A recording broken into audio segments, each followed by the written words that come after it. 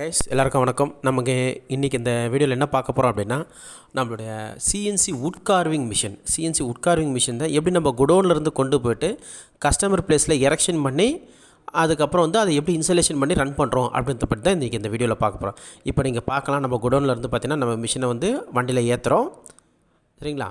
இப்போது நம்ம மிஷினோடைய ஸ்பெஷாலிட்டி என்னென்னு பார்த்தீங்கன்னா, நம்ம கொடுக்கும்போது கொஞ்சம் ஹெவி டியூட்டியாக தாங்க கொடுக்குறது. மிஷின்ஸ்லாம் பார்த்திங்க அப்படின்னா நார்மலாக நம்மக்கிட்ட இருக்க ப்ராடக்ட் பார்த்திங்கன்னா நம்ம சைனாலேருந்து இம்போர்ட் பண்ணுறோம். இந்த மிஷின்ஸ்லாம் சைனாலேருந்து இம்போர்ட் பண்ணுறோம்.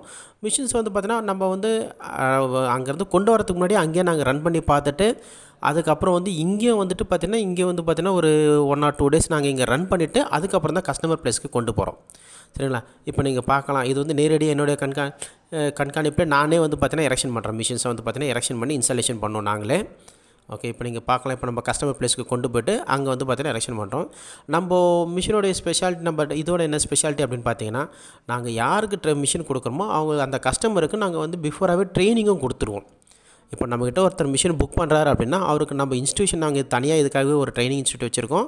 அந்த ட்ரைனிங் இன்ஸ்டியூஷனில் 45 days அவங்களுக்கு ஃபுல்லாக training A to Z, machine operating பண்ணுறதுலேருந்து தொடங்கி அதுக்கப்புறம் அந்த ஒரு காம்பவுண்டுக்கும் ஒரு இப்போது உட்கார்விங் வருது அப்படின்னா அதுக்கு என்னென்ன டிசைன்ஸ் இருக்குது, அந்த ஆர்டிகேமில் 2D and 3D டிசைன் எப்படி பண்ணுறது, அதுக்கப்புறம் அதை ப்ரோக்ராம் ஜென்ரேட் பண்ணி மிஷினில் இன்புட் பண்ணுற வரைக்கும் எல்லாமே சொல்லி கொடுத்துருவோம்.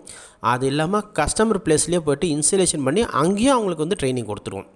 ஸோ தட் என்ன ஆகும்னா, இப்போ நம்மகிட்ட மிஷின் வாங்குறவங்க பார்த்திங்கன்னா தைரியமாக ஓட்டலாம். மிஷின் வந்த உடனே அதுக்கு இப்போ சில இடத்துலலாம் பார்த்திங்க அப்படின்னா மிஷின் வந்ததுக்கப்புறம் கம்பெனிக்காரங்க போவாங்க, ஒரு 2 நாள் ட்ரைனிங் கொடுப்பாங்க, வந்துடுவாங்க. அதுக்கப்புறம் இந்த கஸ்டமருக்கு தலையும் புரியாது, வாலும் புரியாது, இது எப்படி நம்ம ஆப்ரேட் பண்ணுறதுன்னு. ஏன்னா 2 நாள் ட்ரைனிங்லாம் அவங்களால ஒன்றும் கற்றுக்க முடியாது.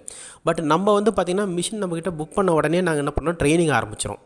அவங்க யாரையாச்சும் அனுப்புனா சரி, இல்லை அவங்களே வந்தாலும் சரி, நம்ம ட்ரைனிங் ஆரம்பிச்சிடும். அப்போ ட்ரைனிங் ஆரம்பிச்சதுனால என்ன ஆகுதுன்னா, அவங்களுக்கு மிஷின் போய் அங்கே ஆன் பண்ண உடனே பார்த்திங்கன்னா ஒரு கான்ஃபிடென்ட் வந்துடும், அவங்களே ரன் பண்ணுவாங்க மிஷின்ஸை. சரிங்களா? இப்போ யாரையும் அவங்க டிபெண்ட் பண்ணணும்னு அவசியம் இல்லை. அது கடைசியாக பார்த்திங்கன்னா நாங்கள் இன்ஸ்டலேஷன் பண்ணி அவங்களுக்கு ட்ரையலும் ஓட்டி காமிச்சிரும்.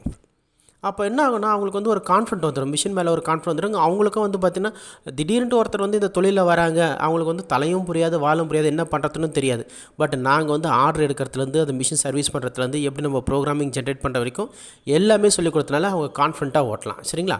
இந்த வீடியோ பிடிச்சிருந்துச்சுன்னா இந்த வீடியோவை லைக் பண்ணுங்கள், ஷேர் பண்ணுங்கள், மறக்காமல் சப்ஸ்கிரைப் பண்ணுங்கள். சரிங்களா? நன்றி.